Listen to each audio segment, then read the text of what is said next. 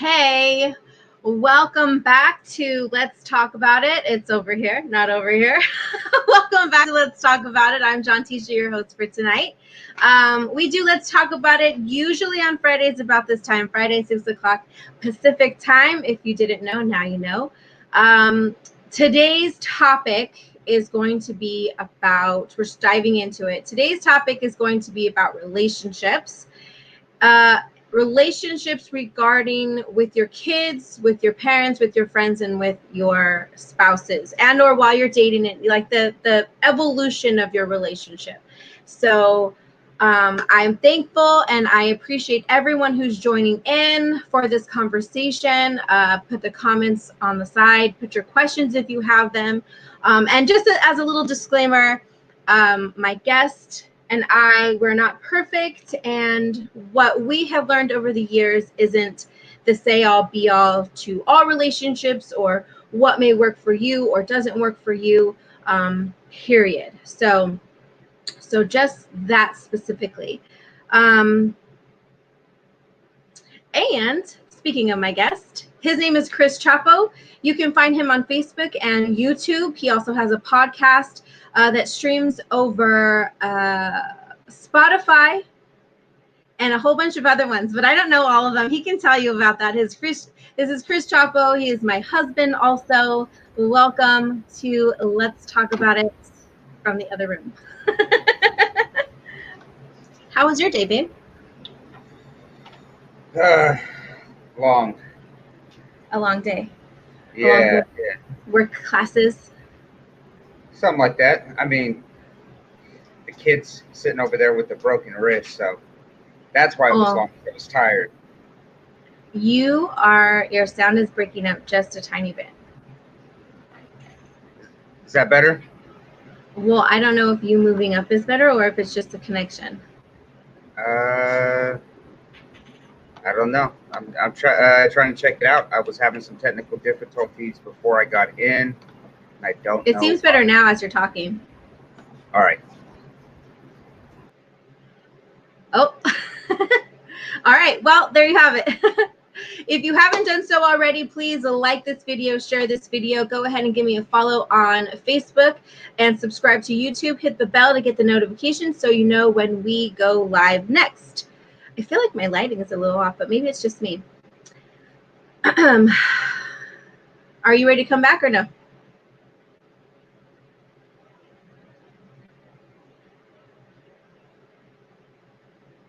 Let me know in the chat though. So, all right. So, give me a thumbs up when you're ready, Cris. Okay. So the reason why we decided to, well, I decided I had this idea. We have always had this kind of idea, Cris and I, talking about relationships and what works and what doesn't work. Especially going through everything that we've gone through in our life, in our marriage, in our relationship and whatnot. And over the years, we've had some friends who have asked us if we can do like a little thing about marriage or whatnot. And so that's always been something we've have thought about, just never something we've actually gone through with. And relationships are super important. And it really, and not just your marriage relationship, but relationships with your kids, relationships with your friends, relationships in general. I feel like over the years, people have said that they have a hard time with these things. And honestly, I think it just has to do with people interacting with other people or people understanding other people. And learning how to integrate the two, especially when you have two people who are integrating their lives into one. And how difficult that is, because a lot of times when we enter these relationships, it really is about self and what we want and what we want to see and the goals that we have for said relationship or for our kids or for whatnot. And what I've learned over the years and what I've talked about a lot is things don't always go as planned. Things don't go as planned, and you can't change other people. So even in your relationships, and whether it's your husband or your wife or your your siblings or your parents or your kids. You can't control other people. You can only control how you respond to them, or how you first interact with them, how you understand them, making that choice to really understand them in such a way. And I think that's really important. And I think that we lose that a lot of times. Not only do we lose ourselves in these relationships or in our life and in situations, and we forget to reconnect with ourselves, but I think oftentimes we forget to do the same things with the people that we're in relationship with. All right, I'm going to bring him back. He says he's ready or not. Check the mic, 1 2 1 2. Are we good now? I think so. I hope so. Can you hear me? Yes. Okay. If you can hear me, we're good. I'm not sure. I had to back all the way out. So, but I've been listening. Sounds like you got going. So let's get going. All right. So our first, and I ask Cris these things a lot. And again, if you guys are just tuning in, I'm John Tisha, the host of Let's Talk About It, and this is my guest, Cris Chapo. He has his own page. His podcast is on Spotify and other streaming program platforms as well. You can find him on Facebook and YouTube. He is also my husband. Yay! Today we're talking about relationships, relationships with our kids, with our parents, with our friends while dating, and then going into marriage. And that should be a nice evolution once we get there. Dealing with people, understanding people, learning how to react to people, period. And I like to ask Cris these things because, again, we agree on a lot of things. But we don't see them the same all the time, which is good, especially in a marriage, because those things are supposed to help you grow as a person and in a relationship. And so I like to ask him questions about relationships or what he thinks about this.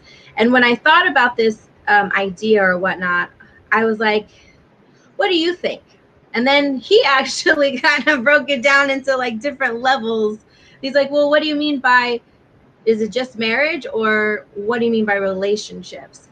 And so he kind of had the idea of breaking it down from kids and parents and friends. And I'm like, oh, I guess we could talk about that, because the fundamentals of what makes a relationship work should be able to work on all levels and all dynamics of relationships. What do you think, babe?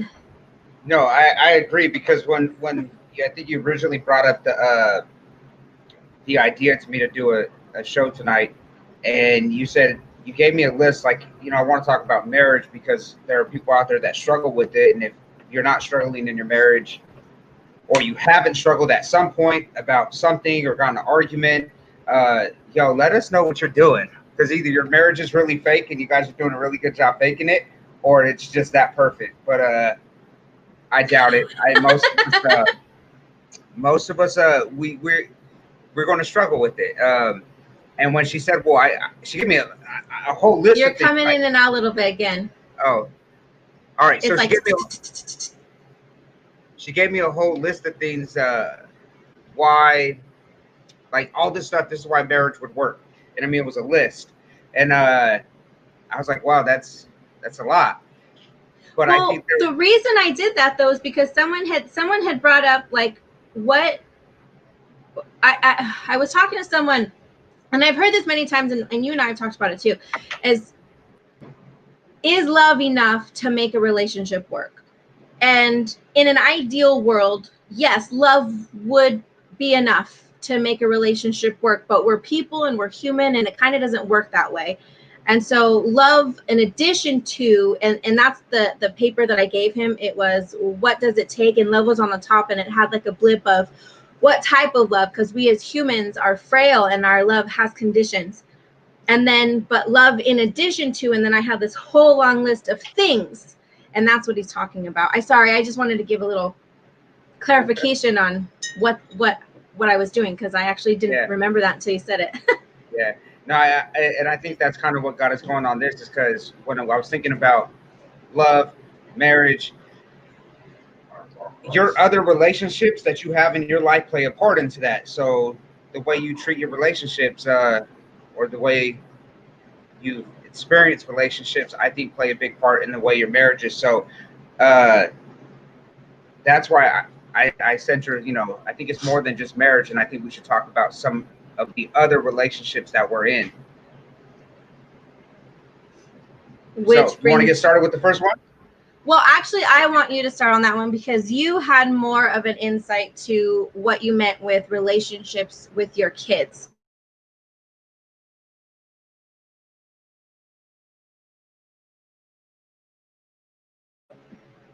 We back? We good? Cris? Oh, he's stopped. We're going to move him off real quick. Hey, give me a thumbs up, you guys, who your viewers who are watching, give us a thumbs up. And we're back on, we're good. I had to take him off though because his screen actually froze. It's still frozen. Hey, can you go tell Daddy that his screen froze and that he's going to need to oh no, he's going in and out. Okay, everyone's gonna have to get off Wi-Fi. All right, are we good? Can you give me a thumbs up? Are we good to go?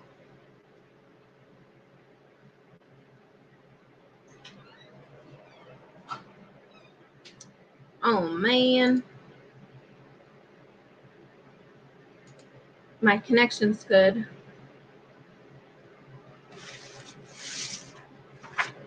Let's see.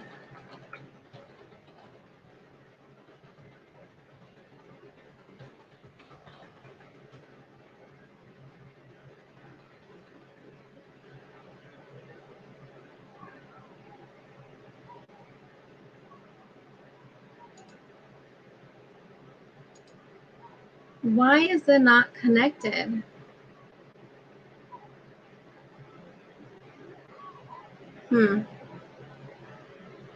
Can you guys, are we good to go? It looks like one of my, I don't know, on my personal page, it doesn't look like it's up.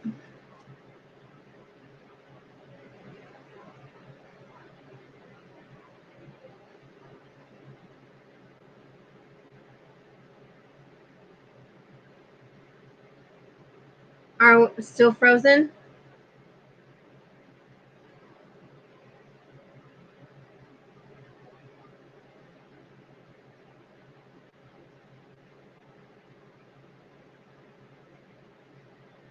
I think we're good. We good? It looks like on my phone, it looks like we're good. Hey, are you back? I believe so. Did you kick everyone off? Yes, I did. It just crashed. I mean, I lost everything. Yeah, so, we went black for a second, and then you froze, I froze, and then I think we're okay now. Okay, they see me. You're back on. I'm looking at it on my phone. We look good. We look like we're all right. All right, cool. All right, so what was I saying? Okay, so Cris had like a really good thought process on relationship with kids and how that went. And so my question for him before we started was, what exactly did you mean by relationship with kids?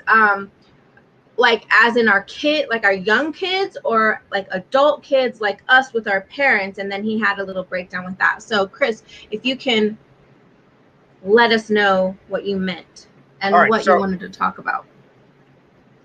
All right, so the first topic tonight, I told her I think we should start off with like she said, the relationship that we have with our kids and what goes into it. And so just so I can kind of give you an idea of where I was going with this, is all kind of builds up to marriage, right? So for me, it was, why is it important for us to have a relationship with our kids? Like our parents should, or for some of you did have with you. For me, it shows us a couple things. So I think the most important thing that you could grab from having a relationship with your kids is they are not your friends. So it's a different type of relationship. It's not a friendship. So with that, I will say 99% of parents comes unconditional love, where you're going to love your kids no matter what. They can be the best of kids. You're going to love them. Straight A's, they're doing good. You never had to worry about them. You will love those kids to death. But some of us have the kids that take the other route, and they're the ones that are off doing drugs and maybe getting into trouble. Uh, Hell, we'll even go deep. Maybe your kid's the one that kills somebody. Do you stop loving that kid? I highly doubt that a parent's going to be like, I don't love my kid. They're still wrong, but you love them regardless. So it's those things where it's like, I think when we're looking at the relationship with our kids and how we got to learn to take that and move it into some of our other relationships. So for me, and it's what we show them. So if I want to have, like, I feel like we have a good marriage. I think we have a good marriage. We've gone through ourselves. I want my kids to be able to see, yeah, right. But I want my kids, I need to be able for them to see that and what we go through. So I have to have a relationship with them. I have to sit down and I have to teach them about life. I have to teach them about right and wrong. And then I have to show that in my actions. Because how can I expect my kids to get into good, healthy relationships if they never see one or they've never been taught to about one? And so that's kind of where my thoughts were on that. Which I think it reminds me of when we first started growing our family, and I mean, we're pretty good about it now. It's not like all out arguing in front of the kids. But I remember years ago, I used to be like, we shouldn't do this in front of the kids at all.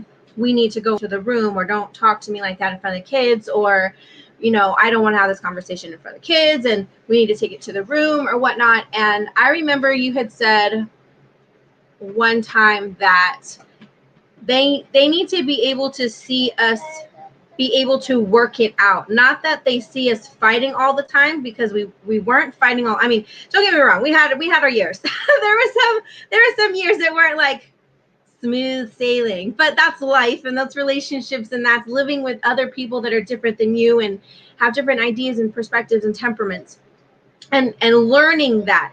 We're 12 years in, so this was many years ago. You want to come say hi real quick? Hi. That's Davian, one of my middles. Okay, I love you. Love you too. Go find your brothers and sisters. Okay. So this was years ago, early on, and his words to me were, but it's okay if they see us work to a solution. They're not watching us just fight or just yell. They're watching it from start to finish, working through a disagreement, working through trying to understand what each other is saying, and then, arriving to a solution or arriving to an understanding. And when he said that, I was like, you're right. I didn't say that. I didn't say that he was right to his face, but I was like, yeah, that makes sense. Just kidding. But I understood that, though, because how do they learn how to work through conflict if they don't see us, who are the strongest pillars in their life? How do they learn how to work through that if they don't see us working through it and figuring it out? But then also understanding each other and having a respect for each other enough to sit there and work it out. Believe me, there are some times where we just don't agree. And we get to that place where we just don't agree. But that's okay. And I think when we go back to that, I think that's a big problem in society today, where the word divorce. The word divorce is so easily put on the table, and it should never be there. And we'll get to that later. But the reason why I was like, hey, it's okay. I mean, we're not being physical. We're not pushing each other, hitting each other. We have uh, a disagreement, and sometimes those disagreements they get a little passionate. You might raise your voice because you're really not feeling each other, and we all show, for somebody who says, they don't show emotion, or we shouldn't yell at each other. We all do it, and sometimes it gets to a point where you might get worked up and you might scream and yell at each other a little bit. The point that, like what I was telling you, is they need to be able to see us come back together and do that. But when I say I think that's a problem in society, is because more often than not, kids are so used to seeing their parents get in arguments, say, F it, we're going to get a divorce, and walk out, and they split up. So now when you try to have a conversation with these kids, they're like, nope, I don't want to hear it. Get out of here. I'm done. I don't have to talk to you. I don't have to work this out. I don't have to listen to you. And that's why we're in such disconnect right now, because we don't have those relationships with our kids, and we don't show them what it really takes to be a part of society, to be, and sometimes, and it's the same way you're a part of society is like kind of in your relationship. You got to be able to work through stuff. Right. Having an honest relationship with your kids also, like knowing what a teachable moment is, instead of automatically always shielding them. When you were talking, that's kind of what I thought of. Teachable moments for your kids, especially between the adults, or if you see something going on, because ultimately, like, that's our role. Ultimately, with our kids, our relationship with our kids is to teach them to learn how to function as a healthy human being, how to sort and process through difficult situations, stressful situations, friendship things with their kids. I mean, Janessa's 10, and this year hasn't well, I mean, she hasn't been in school, but when they were in school, Janessa and her friends, they're 10 years old and having issues with understanding each other, or her friends did this, or they're not friends today because blah blah blah. And if I learned anything growing up with girlfriends and whatnot, like, it's important to try, and not that they're going to understand immediately, and not that they're going to listen immediately, and maybe it will take years for it to click, but that doesn't mean that we don't try. To sit and I had to sit and kind of walk her through it, and see, and our oldest as well, on occasions, about what being a real friend means, and how they need to learn how to understand the other people, and what a friendship should look like, and not just a everyday emotional whim. Like, if you're going to be friends, and deal with the downsides of that person also, and kind of figure it out, and learn how to maneuver in and out between your group, because there's always a group when we're little, right? Usually. And so, teachable moments. Can you be friends with your kids? Yeah, you could be friends with your kids on certain occasions. And there are times where, I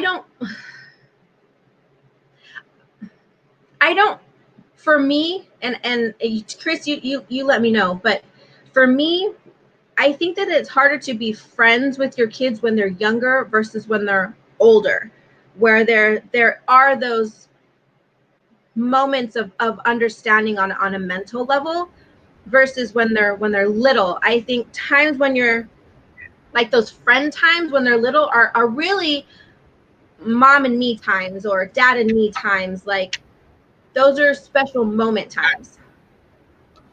I think when you I'll agree with you on that one. I think when they're little, you have to establish early that I am the parent.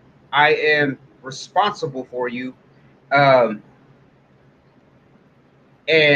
yes, you have your time to be friends, or I won't say be friends. You can have a relationship like friendship, or friendship like relationship, I should say, where you guys hang out and you play as they're young. But I think you have to maintain that respect level, because then as they get older, yes, you naturally you have to loosen up the reins at some point. Well, maybe you don't, depending on your culture, but uh, at some points, most of us loosen up the reins, and then we kind of let them out into the world to go start being individuals. And yes, we because they're older, we can start doing different things with them. Um, but I know for me, I think the best advice that I was ever given when it comes to, and maybe this might be a good segue into the relationship that we have with our parents, if you're ready to jump into it. Yeah. All right. So the second topic was relationship with our parents. To me, one of the most influential moments in my life, I had this older gentleman, Vietnam vet, Mr. Richard Ortiz. I worked with him at my job. I was struggling in my relationship with my dad. I know he'll probably see this, so and they don't like, I know personal business, but sometimes when we got to be real and raw, we have to get out there and we have to talk about these things. So it's okay, Dad. You'll be all right. Uh, we have these relationship problems, and I used to tell him, I was very angry at him for a long, long time, and it took years. I mean, even after this conversation, it took years later for me to really understand what he was saying and figure it out. But he had told me at one point that the second you lose respect for your dad, and your relationship's never going to be the same. And it's not just losing respect, but for me, it was like for most males, there's a dominant figure in the family. Usually, it's grandpa. Grandpa's he's the top. He's the alpha male, regardless of how old. I mean, of his condition. What grandpa says is that's what it goes. It's how it is, and you protect him. You go to him. They're the ones who have lived life, and they've been through it. And in that aspect, and I'm talking as a man, you have to have that relationship with your father. But when you guys aren't getting along, the day that, let's say there's an altercation, because that's what some males do, they really get into it and they fight. The day that you beat your dad up, if that's where it got to, the day that you guys will no longer have a relationship at all, there's no salvaging that, because at that point, the young man will always feel like he can get over on the older man. So he told me, he had pulled me and said, Neil, the only thing I need you to do is don't ever fight with them. Don't ever get physical with them. Because if for some reason you get physical with them and you actually come out on top, you'll never have that relationship.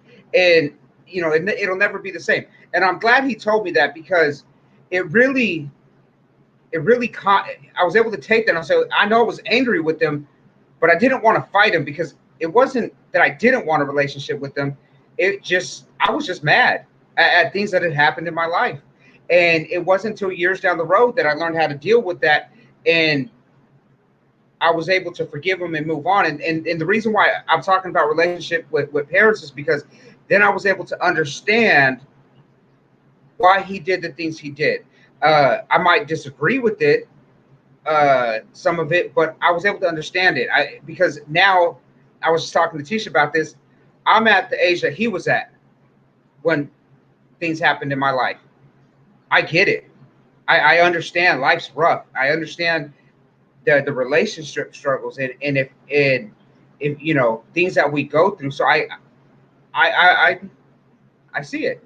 Might not agree with what happened, but I see it, and I forgave him, and we talked about it, and now we could have conversations better than we did ever before.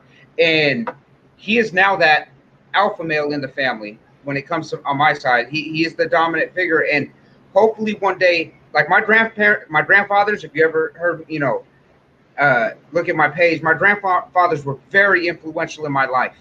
They taught me a lot of stuff. Um, so now my dad has that opportunity to have that relationship, so he could be that grandfather to my kids. And that's what we're looking at, building that relationship, because there's things that need to be passed down to us in order for us to grow and have healthy relationships with other people.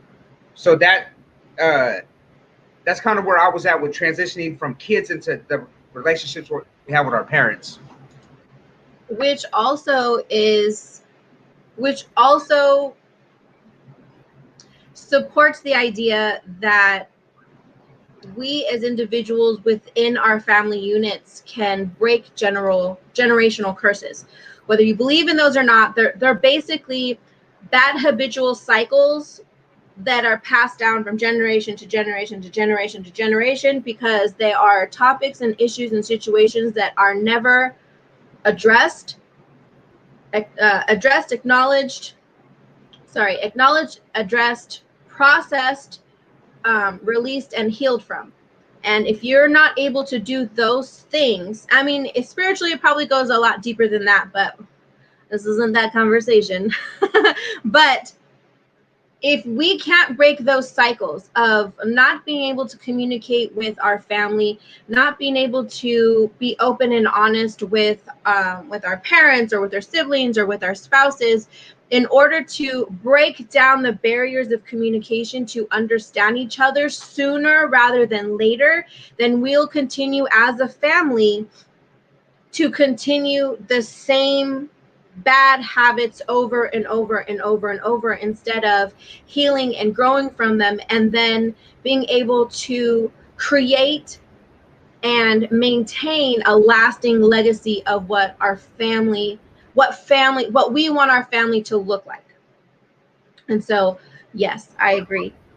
And you know what's funny, as you're saying that, it's if you're the parent that's out there, that if you've ever told your kid, I'm not your friend, I'm your mom, I'm not your friend, or I'm your dad, there's nothing wrong with that. You should have that. And I think this is for me, it's like that level of respect and understanding, that you can't talk to me like you talk to your friends, or you can't treat me like, or you shouldn't. Can you? Yes, you can, because everyone has a choice. But you shouldn't, because of who I am in your life. Yes. And how we should be treating each other.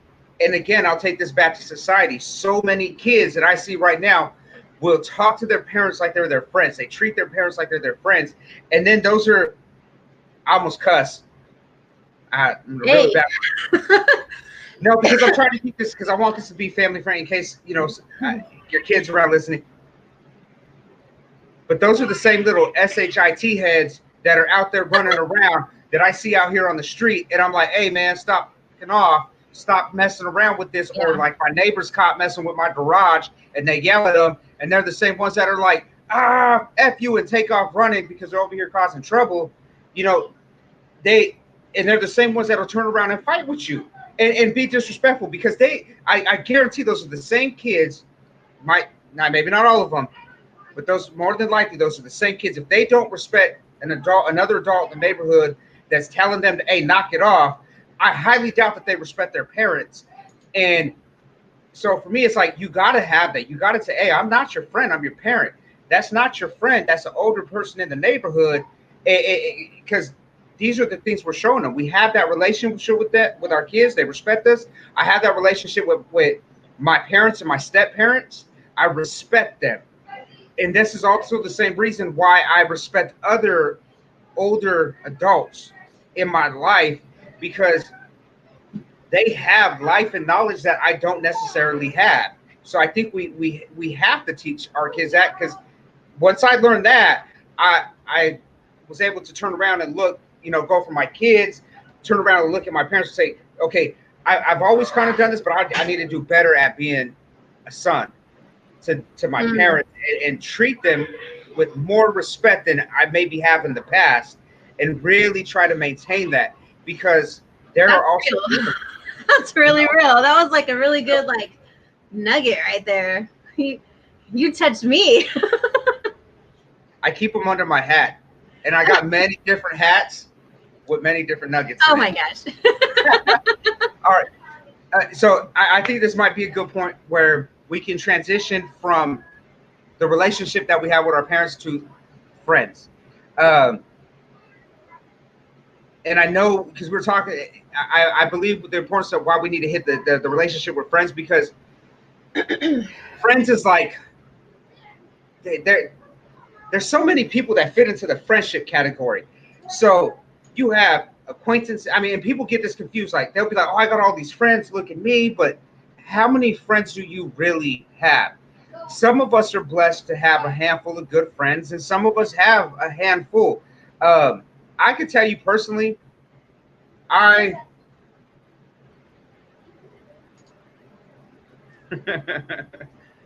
I have some good friends. I forgot where it's going with it. I'm gonna pass it back over to you. Finish your thought. I'm thinking, because the kid distracted me. So, uh, it's I guess what I'm getting to is we treat our friends differently, and we would do things to our friends that we necessarily wouldn't do in our other relationships. We might discard our friends way easier, or we might hold our friends to a pedestal and really seek that friendship for whatever reason. And I think that's why it's important for us to talk about or to hit the topic of friendship. Well, I would say I would say what you mean, not what you mean by that, but when we talk about we treat our friends different, or we hold them to a different standard, or in our minds we do. I think again it's all based on how we grew up as well. I know for me, I don't have a large immediate family. I got a large family. My cousin's a large family, but I don't see them all the time. But that doesn't change, that doesn't change the love dynamic between us and them, or at all on any level. I just mean growing up, I didn't have a large immediate family growing up, versus Cris had a large immediate family growing up. So it was just me, my older brother, and my sister, and her parents. And so for me, friends, and Cris and I have talked about this a lot, and how where in my mind where I hold my friendships, or my hope of friendships, or my hopeful expectation of what my friendships would look like or be, or whatever, how that affects me as a person, and my feelings, as from before all the way until now. Because to me, when I was younger, or for me when I was younger, my friends were my family. My friends were where I went. My friends were my family. My friends were where I was consoled. It was where I was understood. It was where we were a group, we were a gang. We not a gang like, homie gang, but we're a gang. Back in the day, that was like a hip word for a group of friends. We were a gang. That's my gang. That's my crew. Well, I had that. And so for me, my friends were my family growing up. And so when we talk about, your friends are on a different level than your family, sometimes I have a hard time separating the two, because my friends were my family. That's where I went to for things, for to be consoled, to be heard, to be understood, to get my back, to do hood rat shit. Sorry, with my hood rat friends. That's just a way of saying it. And so on that level, I think when you bring stuff like that up, I question it sometimes, because I'm like, well, there are those people who have friends that are family because they don't really have like a lot of family, or their family's like whatever. So we differ a little bit on that. But when he broke it down to me in terms of your friends, people, right? They come in and out of your life often. Some stay longer than others. Some have a different purpose than others. A short time, long time. Some are permanent. Some are there to hurt you. Some are there to betray you so that you can learn specific things, and grow from that and learn from that. So versus a friend that you start dating, or versus someone that you're interested in, you begin to have a romantic relationship. Like there's a difference between those two. There's a difference between the two. And he was explaining it to me. I was like, oh, I see what you're saying.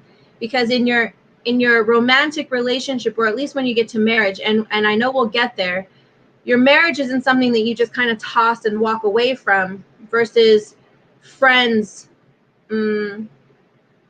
Versus friends, just friends. Not that you would just toss your friends away, but if something were to happen between you and a friend that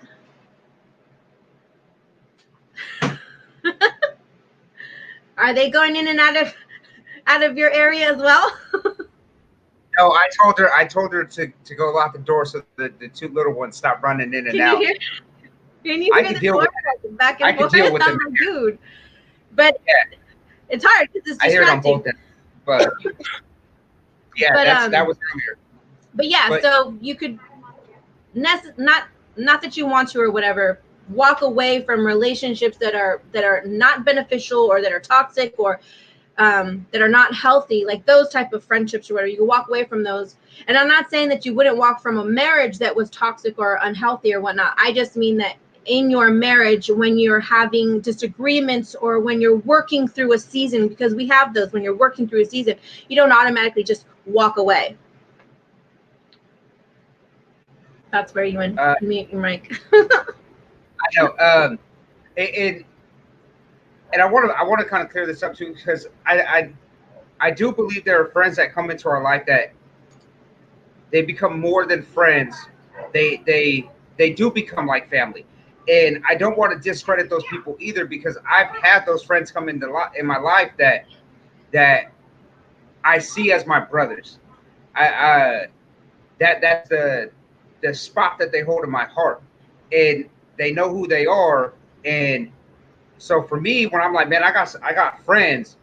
I have, I, I mean, when I talk to my male friends, I have like a solid core, and that's my three brothers and a handful of people that I've met in my walks of life. Uh, my boy Q, George, Navarro, uh, Vinny. You know, I have these people that when when I'm at my lowest point, or if I need something, they are those friends. So we can. I'm not saying that we can't. Those are those friends. Those are those friends that come in for many seasons, and we see them as family. And then you have the ones that come in when you need them, like you were saying. But I think the importance, like with friends, many times you can't treat all your relationships like you treat your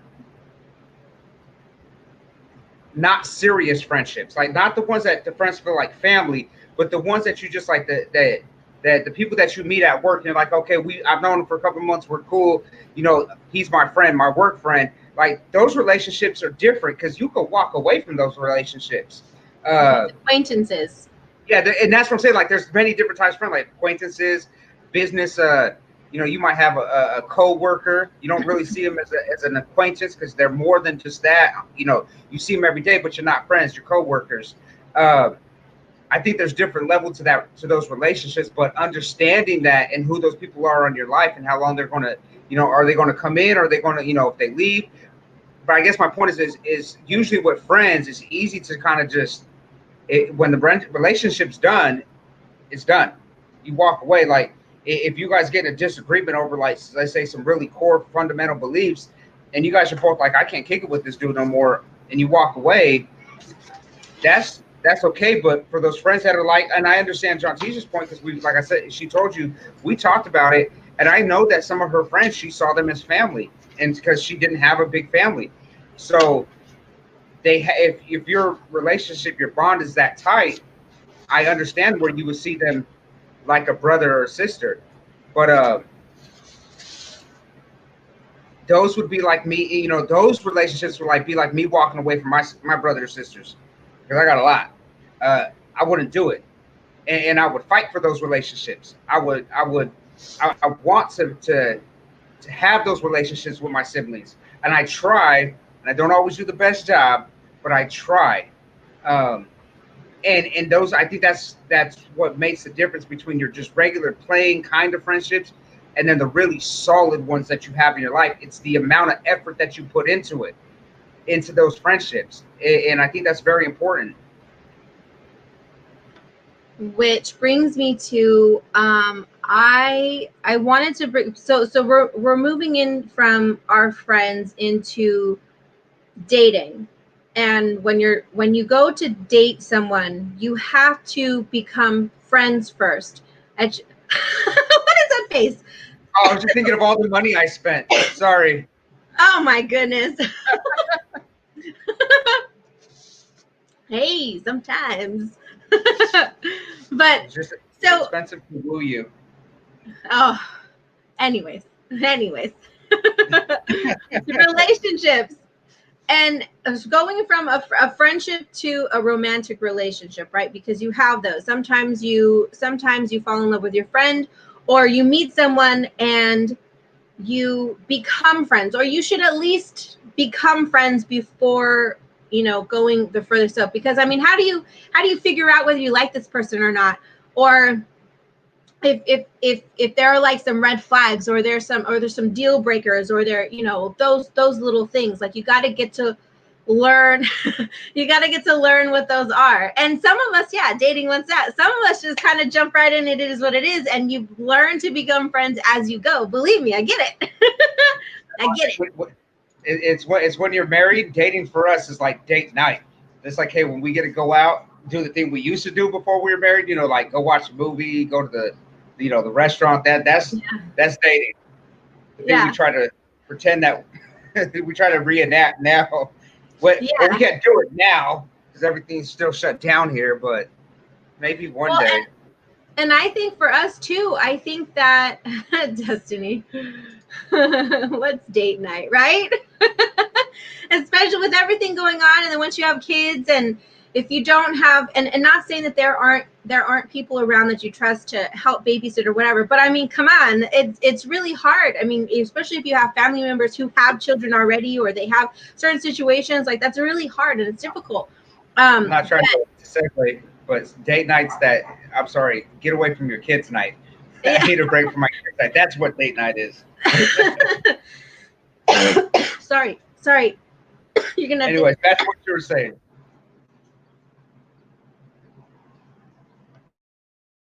Oh man, I gotta stop. All right, so I know the next on the topic was dating. I think one of the important things, like especially with dating, is getting to know people, getting to know the person that you're dating. Are you back? Sorry. Yes, right, I am back. What I was gonna say is that that I think that over the years, I feel like Cris and I think you and I have gotten to know each other, and that's kind of why I said that before, that sometimes it goes a little fast, or sometimes it is what it is, and you learn to become friends as you go. And I feel like you and I have really learned so much more about each other the further into our relationship we have come, both as your individual journey and my individual journey, and the coming together. And I feel like our friendship has blossomed and deepened, and gained so many more new colors and levels the longer that we've been together. And I think that's really cool, though, even though we were working on it before. But I mean, I guess that's to be expected, right? The longer that you're with someone, you learn more about them, your perspectives change over time, or you begin to talk more about things. I mean, Cris was really obviously more political than I am, but over especially this last year, I have opened up more to that thinking, that side of thinking, or that side of life or whatnot. And it kind of opened up more dialogue between the two of us, and what we believe and where we stand, and kind of like really conversing about those things. And it's kind of when I think about it, it's really kind of amazing, like the different things that you learn about each other, and how much more solid that foundation becomes when you're able to communicate about a number of things. But what I did want to touch on, though, I don't know if I should do this now or when we get into marriage, because we're still talking about dating, right? Yeah. And I was gonna say, I kind of where you're going with the, like, let's say the political thing. I feel like when you're dating, like when we first got together, there's this, if you're not willing to be open while you're dating, and you're afraid that, oh man, if she finds out I'm a Trump supporter, she ain't gonna want to mess with me.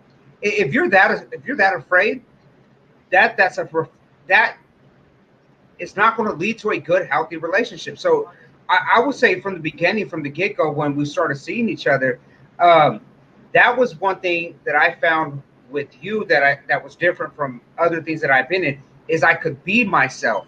I could say some off the wall stuff, and you know it wasn't a thing, and you, I think in a short amount of time, I was able to open up and really be who I was and not be afraid. For example, when we were dating, um, you remember this night because I showed up to your house, Oh, or back to the house. I had one out, and I got in a little fight. it was like a scene out of a movie, like for real. I was like, is this really happening? I'm gonna write a book about my life. Anyways, oh wait, I am sponsored by going back, but so when we were dating, I had went. I went. My cousin was having a party. They had called me and my brother, said, you know, hey, there was a little issue going down. So me and my brother, all right, well, let's go check it out. Because, you know, it was my cousin and a friend or a neighbor. They were fighting, whatever. And when we got there, there was a scuffle, and we kind of got involved in it. And we wound up fighting with two other people. Short end of the story. I mean, I'm friends with the dude still, but we fought with them, whatever. I get back to the house, and I mean, and I looked like I was tore up. I knocked on the door because I didn't know where else to go, and I was hurting. And I was like, hey, I just got in a fight. Can you help me out? Because I needed some help, you know, clean off some of the blood. She was like, it's like, are you serious? Did you really just get a fight? I was like, yeah, but I'm not trying to go to my mom's house because I'm not trying to get in trouble. And I just need you to clean this for me. And she was like, oh my God. Like, those are those things where it's like, I was like, man, I feel comfortable. Like, you know, I'm not a bad person, but you know, sometimes we do what we do. And I was like, she accepted that. And I think when you're dating, those are those things where it's like, a lot of people are so afraid to really show who they are, or to not be perfect, because when you're dating, you want to be perfect. You want to be everything that they're looking for. And life's not perfect. Marriage ain't perfect. Man, I'm far from perfect. And I think when you're not willing to be vulnerable and step out there and say like, hey, you know, at the times, like, I occasionally, you know, get into a few fights here and there, like, you know, throughout the year. I have a bad temper, but you know, I have kind of a horrible attitude and a bad temper, but you know, I'm never towards women. Me, it was like, I'm just not going to let another dude, you know, just think he could run over me. That was my issue. You know, and then as we've grown in our relationship, like you said, you know, there's the political stuff that has come up. You know, there's a lot of stuff when we were dating that I might not have been it might have been not necessarily your view, but you didn't let those things take away from who I really was. And I think that honesty is what really able to let us grow in a quick amount of time. I mean, in a little amount of time, and continue to grow with each other. Because when we get into marriage, we'll talk about, you know, when you say I do, you know what you're getting into. So, but I think that's important when you're dating. You got to be, from the get-go, you got to, not saying from the first date, but you got to have a good amount of time where you get to know each other and just be real. Well, I will say, I don't know what this says about me, but but it was like a scene out of a movie. Here, this guy, this cute guy, right? I'm looking through the people like, does he look? Oh man, I opened it. It comes in.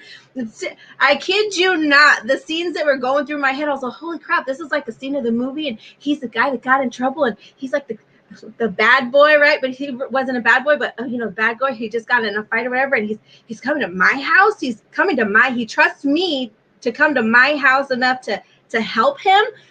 I'm that one, right? It's like a scene out of a movie. Like, kid you not, out of my head. I felt special, right? I felt special. So I don't know what that says about me, but I was willing to help, and I'm like, okay, I'll help you. Points for me. So I don't know what that says about me, but luckily you don't do that anymore, so it's fine. I mean, not that you wouldn't, but I'm just saying. I'm too old for that. My body hurts. So going from that point on, though, I think it's important to really be on the same page. Like if you're dating someone, the two of you should really like have like a sit down and like not be scared of the talk or the conversation, but really sit down and ask each other, you know, I mean, it's important, especially if you guys are, if you guys are together all the time, and two, if you guys are together all the time, excuse me, for a long period of time, like 6 months to a year. Like if you're together that often and you still don't know what you want out of life with each other or for each other or individually, there's an issue. And I don't think that there's anything wrong with talking about those things for the future if that's kind of where you see it going. At least be honest, you know, at least then the other person will know like where your mind is at, especially for kids. Like I've heard stories of like people being together for years and the other one just barely finding out that they don't want kids, but the other one does, and then they're no longer together, or they got married but never talked about it and they just assumed that was in the stars for them. And that's really sad. That, or how many kids, or you know, where do you see your life going, or you know what I mean, little things like that. Or I really think that you need to be on the same page. I know for the two of us, we had to, I not that he's not now, but before, I'm really big on communication. And I'm going to get into this list right here because I know we haven't talked about it, but I'm going to get into this list. What? Oh, I was really big on communication, really big on being honest, really big on being upfront and clear about what it is that we want from each other or what we're trying to say. And given his life experiences or whatever, he wasn't, when we first started dating, he wasn't on that same page yet. So it took some time for me to really kind of encourage it out of him. And then once we were able to get to that point where he felt that he can trust me enough in on that level of free, open communication to really talk about it and not be attacked for it. Not to say that there weren't things that I didn't go on defense about, things that he might have said or things that I was having issues with, but that's my issue, not his. And this is also something that we talked about not too long ago. But once he got to that point where he was comfortable enough with that, we were able to open lines of communication and then work on past that. And I think that's really important. Otherwise, no one's talking to anybody. Everyone's assuming everyone knows what's going on, and none of us are mind readers. So as we move into this next part, so you want to go into like engagement, or you want to just kind of flow right into marriage? I serious relationships, engagement, I kind of, they're to me it's kind of the same thing, because I think earlier when we were talking about it, I kind of think we need to touch on it a little bit, just because it's that final step that you take right before you say I do. And I think you kind of touched on it. You know, it's those things where it's like, okay, that's the, if you don't mind, I'm gonna jump into it. No, go for it. Okay. So to me, that is okay. So to me, that is the point where it's like, up until that point, yes, you guys are living life, but once you get to the serious relationship, the engagement part, to me, that determines are you just going to stay in a serious relationship for the rest of this relationship, on however that may be. Like some people, 20, 30, 40 years, they're just in a serious relationship. They've been together, but they've never moved past that for whatever reason. So is that the route that you're taking? Or are you going to do the engagement thing and you're going to take the route of marriage? And I think at that point, like you started to touch on, at that point, that's where you really, like, if you haven't really cleared, you want to say clean out the closet, you know, whatever it is, you know, the baggage that you have, like if you haven't really talked about that stuff, that's the point where I think you say those things like, hey, before we head on this route, these are things that you need to know about me. These are things that I want, I don't want, and here's my expectations. Because I think we've learned this about each other, but we've also learned this with the kids, with other people. Like, I'm not a mind reader. You're not a mind reader. So it's unfair to have expectations of somebody, but never tell them what they are. And I think at that point, that is the roadblock that you hit. Yeah. Hey, so that is a roadblock that you hit where you're like, hey, this is what we're going to do. And if it's a serious relationship route and that's what you guys choose, that's fine. But we'll let that go that way because it kind of ends right there. And you just keep doing what you're doing. I'm going to steer towards the engagement route. And when you get to the engagement route, it's like, hey, we're getting married. There's some things that you really got to talk about before you take that step. You got, to me, and you got to have the discussion beforehand. Like, are political beliefs going to make or break our marriage when we get married? Our religion, religious backgrounds, like, let's just say, like, and I know people out there, like, one's Muslim and one might be Christian. They grow up different. They meet each other. Love is love. Is this going to be an issue? Or if you're maybe Sikh and Christian, is that combination? Is that going to be an issue? You got to at that point, you got to be able to talk about those things, or at least you should. You should. I mean, yeah, you should talk about them. Or no, we learned the hard way. I was the hard way. This is why we're talking about it. But there was a lot of things we did talk about, knowing even before we got married. Kids, for example, we both knew, and we can't say we didn't. I think we did. I think there was a lot of conversations we had. We both knew we wanted a family. We both knew, like, hey, I think the ideal family would be 2 or 3 kids.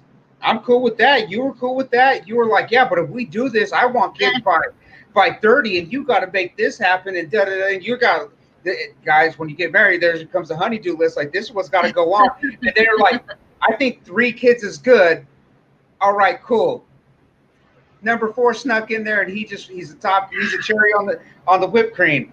That's all I can say with our family. But we wound up having 4, but we knew that going into it that, these are something that was something that we knew we wanted. So I think we did, we just didn't realize it. Now that we've grown in our relationship and we look back, we did have a lot of those conversations. Yeah, I mean, the kids one was huge. The kids one, and our relationship. Those are 2 really big ones. Like how we wanted to parent and why, and how many kids did we want. We had to compromise and collaborate on what that looked like, and then how we wanted to parent them, and how we were going to deal with certain situations when they came up or as they came up. Being able to work together on that and be on the same page, because growing up, and this isn't like a cut or a or a low blow on my parents or anything. This is just what it was. My parents were never on the same page, and so we were able to get away with a lot of stuff, and I didn't want that for my kids, because as we get older, we try to give our kids what we didn't have. Sometimes we overcompensate, and sometimes we miss the mark or whatnot, but for the most part, we try to like hit that, so not here, but somewhere in the middle of what we didn't have in a healthy way, and then try to kind of figure out, we learn new tools as we go, and we try to implement those things. And so being together on the same page of how we wanted our family unit, how our team, someone had said that earlier, we're a team, and I say that to the kids all the time, like, this home, this is all of ours, and we're a team, and we should be working together to make it work. So we all have a role. And that's one thing that Cris and we definitely tried. I know I definitely brought it to him, and we had these conversations of what it looked like to us and how we wanted it to work, which I think is huge, because I know there's a lot of couples who are not on the same page about those things.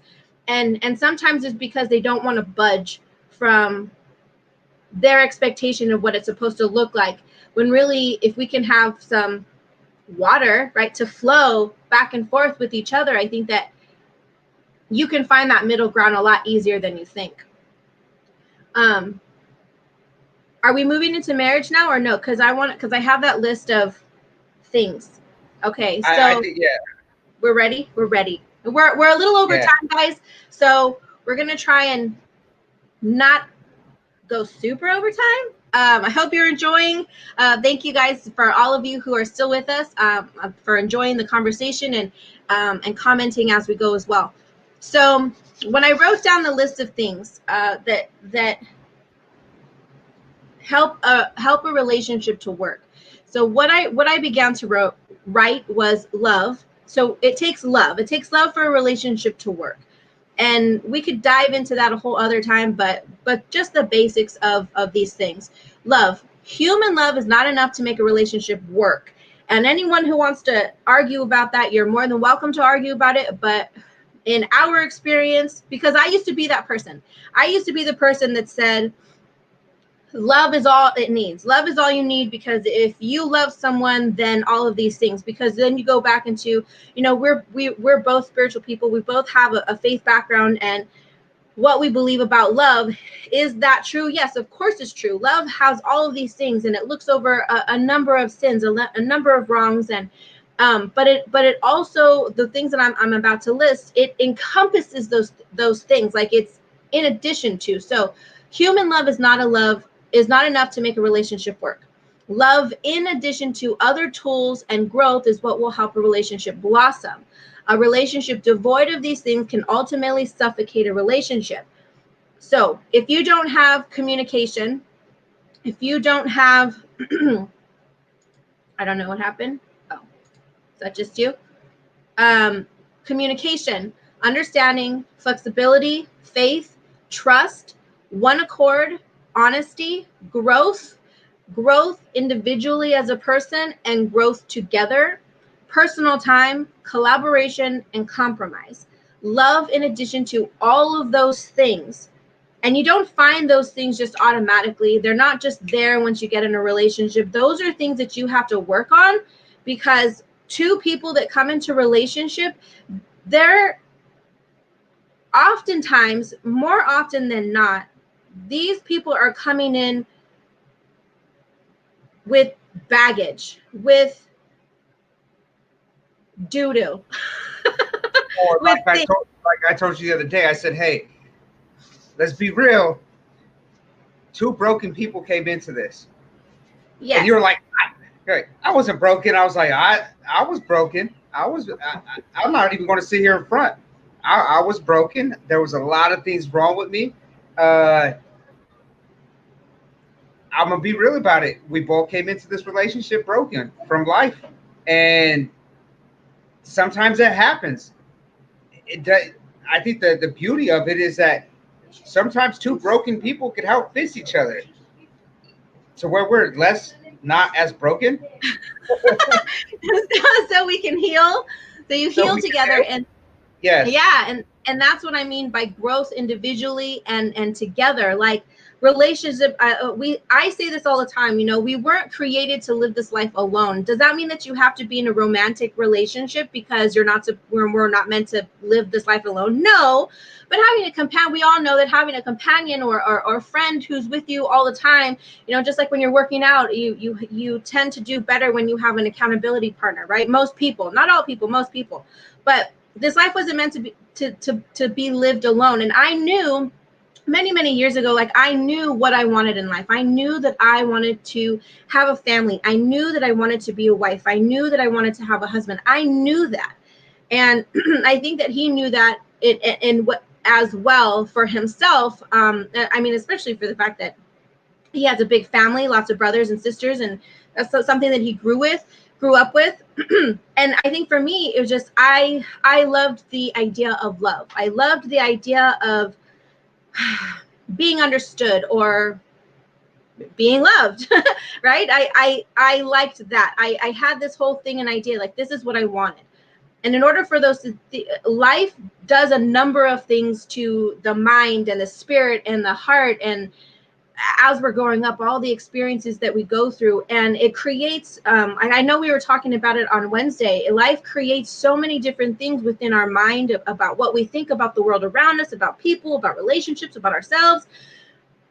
And so you have two people coming in with a whatever life experience that they have that has affected them in such a way, and they're coming together to try and build one life, or a life together.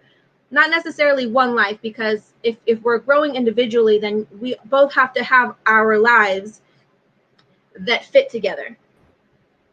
What do you think? Sorry. I think me. So, taking everything that you said so.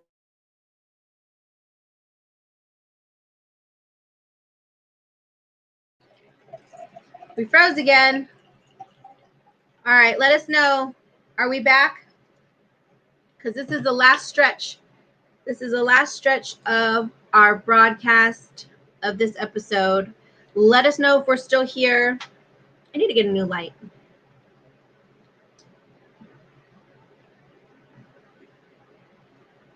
Okay, I see me on here. His screen, he just kind of dropped out. So, so I will continue on. So with all those things, you have two people living their individual lives, coming together to try and fit those together. I think the biggest issue that most couples have is how to bring that together without losing themselves, right? Or without losing all of their ideas of what it's supposed to be. But in order to be it really is a partnership. And in that partnership, each person has a role to play. And Cris he's logging in and logging back off. But each person has a role to play. And just like when sorry, squirrel, what quote? You let me know what quote that is, and I will send it to you. So what I read, I wrote that. This one, human love is not enough to make a relationship work. Love, in addition to other tools and growth, is what will help a relationship blossom. A relationship devoid of these things can ultimately suffocate a relationship. That one, I wrote that. I'll send it to you. But yes, so without these things, you have collaboration and compromise, right? The last two things on there, I think were a couple of the things that really, when I was writing this list down, and when I wrote collaborate and compromise, I was really thinking about Cris and some of the things that he has said over the years, and how that really changed my thought process on coming together. Because the definition of compromise to me back then was connected to settling. It meant I had to settle for something that I didn't want to. It meant that I had to settle with something that I didn't agree with, when that is actually the wrong definition that I attached to it. And that's because of what I experienced in my life. And so over the years, the more that we're working together, collaboration and compromise come to me more and more, because really that's what your teamwork is. That's what it takes, because it is a partnership. And in order to build the life that you want, or the relationship that you want, you have to collaborate and compromise. And in order to do that, you have to talk about it. And in order to talk about it and really understand, you have to understand. And in understanding, you have to be open to listen. So listening with understanding of the other person, where they're coming from, being willing to understand, and then to compromise on what it is that you're talking about, and find that middle ground. And that's really hard, because a lot of us want what we want. On that note, are you ready? Yeah, I'm back. We'll see how long this lasts. We should be good to the end of the episode. Can you hear me? Yes, can hear you loud and clear. All right. So before I got booted off again, because we got all these kids that keep wanting to jump on and hog up my Wi-Fi, where I was getting to was taking everything that you said so far, right? And we were talking about this the other day, and some of the things that we've learned in church, we've been through some struggles in our relationship. I know the other night you were talking about anxiety and stuff like that, and there was that part where you there was a point where you were going through your anxiety, and we went to go see the counselor, and then that turned it from you fixing you to us fixing our relationship. And it wasn't that it was more not so much of a fixing as it was coming together to help each other out, to relieve the stress and the anxiety that we had in our lives, and playing a bigger role in each other's lives, a more positive role. So I'm going to run through some of the things that I wrote down. So because I for me, it's taking everything that you said and then looking at it in the way, like, so at one point when we were in church, they had put up this it was a pyramid, and on top was God, marriage, kids, everything else. There was 4 tiers to it. Okay. And then we got to talking about it, and I know it was about a week ago, and I think we both agreed that, hey, I think when we're looking on a spiritual sense, if you don't believe, that's fine, but on a spiritual sense, God, self, marriage, kids, everything else, and putting yourself above your marriage, it's not necessarily selfish, for the reason that if you are not, and this is, I think we learned this from that, from that period in our life, that sitting down with the counselor, that if you're not whole, if you're not working on fixing yourself, or taking accountability for your actions, focusing on self-improvement, if you're not, because fixing yourself or focusing on yourself in a positive way is not necessarily selfish. I mean, yeah, it's not necessarily selfish. Sometimes it's selfless. No, because in order for us to have a good relationship, I had to take a step back, and I think for a long time. So there was let's go back to when I left for the reserves, right? Or I left not the reserves, but basic training. So when I decided, hey, I think I'm going to do this military thing. I think I'm going to go join the military, and I'm going to join the reserves. You agreed to it, and I left, and I think that's where I was able to take the time away to fix myself. You gained a lot of perspective when you left. Yeah, and that was like, so for me, and this was the return, was going through the process with you, because you had to go through that process, but I don't think we understood. I didn't understand what I went through like I understand what I went through now. So when I had left, and those first couple of weeks, I'm not, no, I wasn't doing a lot of self-reflection. Hell, I was, the first couple of days of basic training, you're just trying to stay up. For those of you that went, I was trying to stay awake.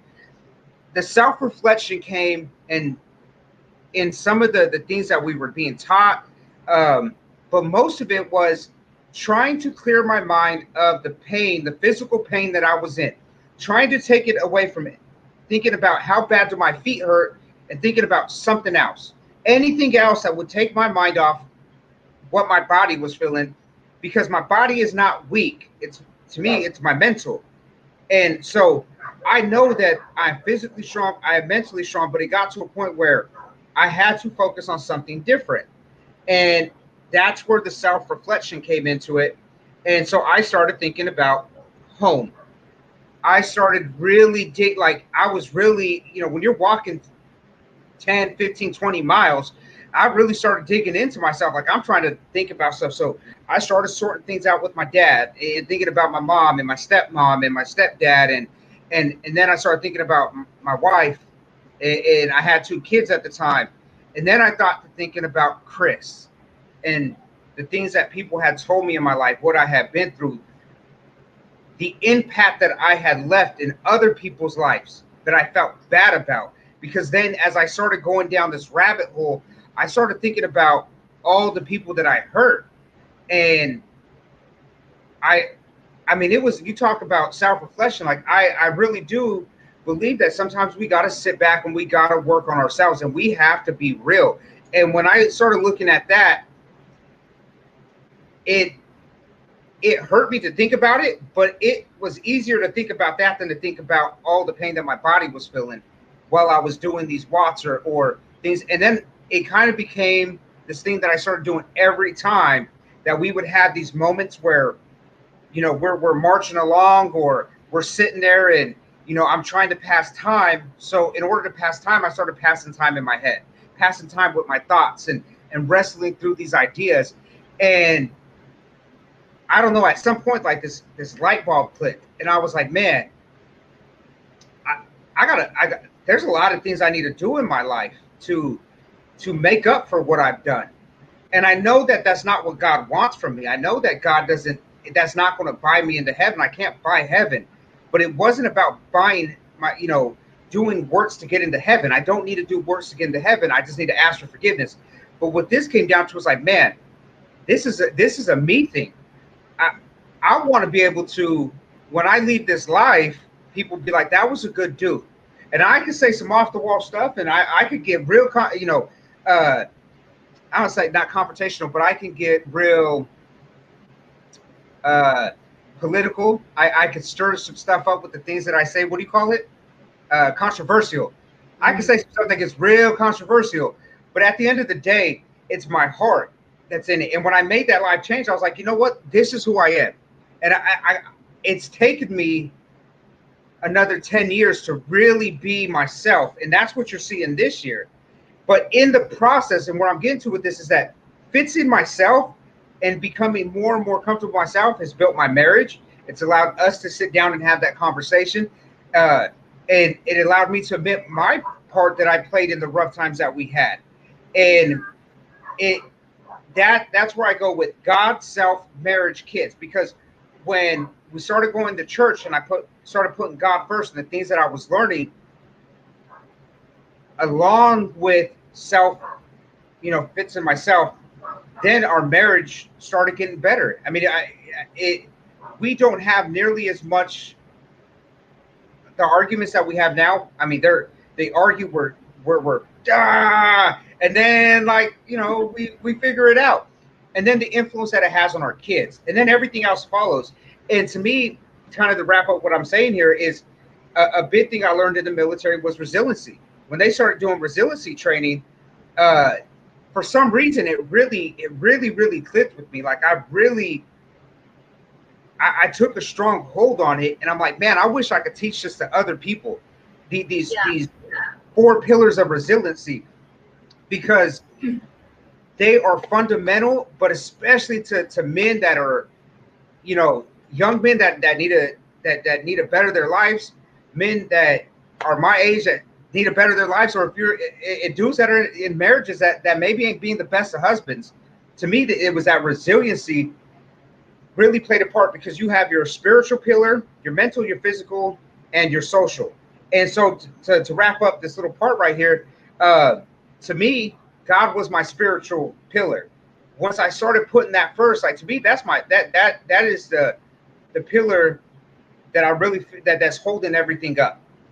Because even without all the other stuff, as long as I have that faith, which I've always had faith, maybe not the strongest at times, but I've always had faith. That's always given me the drive to keep moving forward. And then it was the self. Like, I think when I really started focusing on myself in order to be better to you and to the kids and to my family, it wasn't about fixing myself for Cris. It was about fixing myself for the people that are involved in my life. So I'm not hurting people. So I'm being a positive role model or influence in making it, being a part of the family and not being an issue in the family.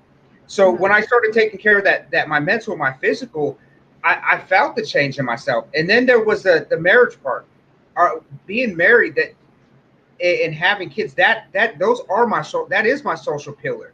With that, to me, that is my foundation, and those are my pillars. And then all the other relationships I have, those are just the little pillars that are around, that some of them are major parts of my life, like my brothers.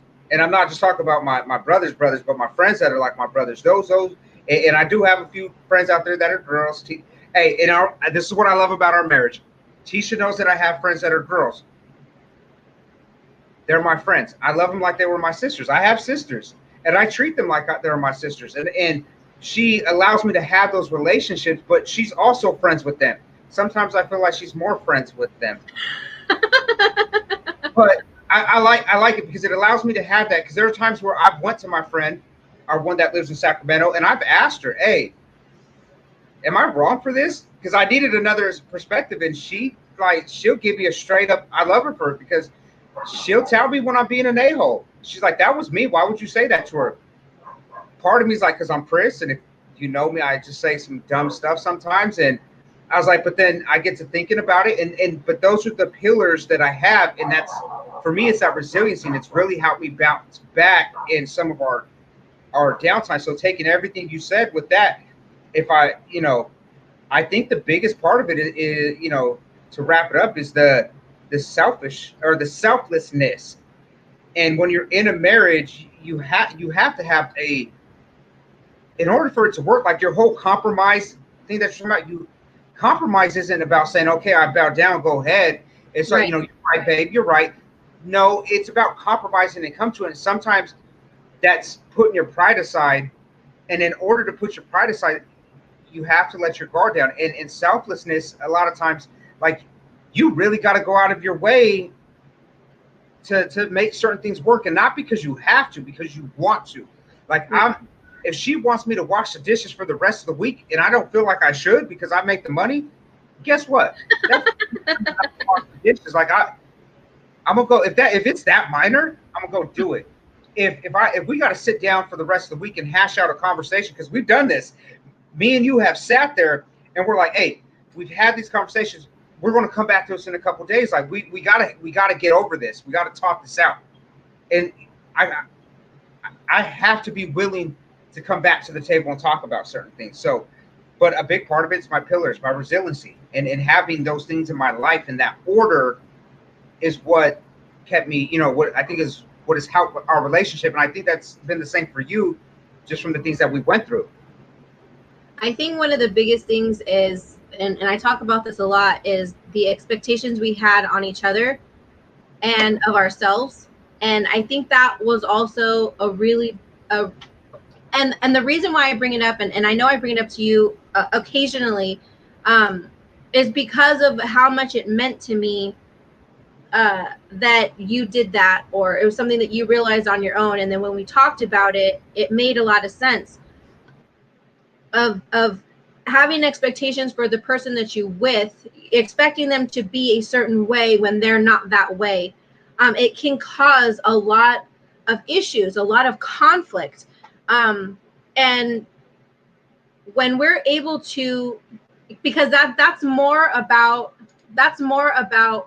them than it is about you. So if your spouse has specific expectations on you, on what you should be doing, or or how you should be doing it, or whatnot, that's more about them than it is necessarily about you. If you're doing those things already, maybe you're not doing it to their expectation, right? That's more a them thing than it is a you thing, and that's something that needs to be talked about. And for us, we had that moment, and when we were able to get to that point of understanding that what I'm expecting of him or what he's expecting of me, we're not those people. So example, and these are like real clear cut examples because we've been through these things. For me, it is like the way that he showed support to me. My love language is words of affirmation and touch. His is quality time and acts of service. And so for me, I want to be, when it comes to those words of affirmation, right? The way that I want to be supported is loving and, affectionate, and tell me that you support me, like all those things. And he's really not that person. He's not that guy. He is he's not that guy. I had to learn that the hard way. He is a logical thinker. He is a problem solver. And so when I'm going through something, his automatic reaction, his go-to is to solve my problem, because that's what he's hearing. He's hearing that I'm talking about a problem, so he's trying to fix it. but I don't want that. So I have to be very clear with him. And I have to say, I don't want you to solve this right now. I want you to just listen. I've had to learn how to do that as well, because I was expecting him to just know. So I had to learn to reel in my expectations and compromise and accept and understand that he's not that person on that. And so I had to learn how to switch my thought process on his support so that I can accept it the way that he was giving it to me, and not trying to force him to give it to me another way that he didn't know how. And so I had to learn that. On the other token, on the flip side to that, his thing was, and he might tell you he doesn't, but he does. He's got a little OCD, and he's got a little issue with that. Even though it's picked up, it's clean, it's whatever. If it's not to a certain level or degree, it's still not good enough. And he would have like this big fit, even though sometimes he might just move it from one place to another. That's his thing. But I had already cleaned it. And so I was like, look, just because it's clean, just because it's not as clean as you want it, doesn't mean it's not clean. And so that expectation that he had on that part was, and even though I could say that a number of times, it wasn't until he had time to reflect on it on his own within himself that he understood and realized that. And then he came back to the table and we had that discussion, and it was such a relief. It was, holy crap, like it just, this weight came off, and I was so appreciative and so thankful, because those little things we would fight about. Those sounds little, but we would fight and we would go to bat for these things because we felt like we weren't being heard or understood. But once we both took accountability in how we were responding to the issue, we were able to let go of those expectations and really accept each other for who we were and really appreciate it instead of attacking it.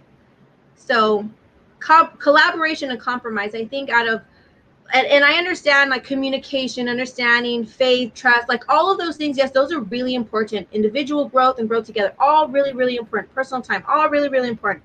But collaboration and compromise are two major bullet points that I think are huge in a relationship, especially a marriage. If you want it to work and go the distance, is collaboration and compromise. Because within those two things, I mean, love brings these things. Love covers these things.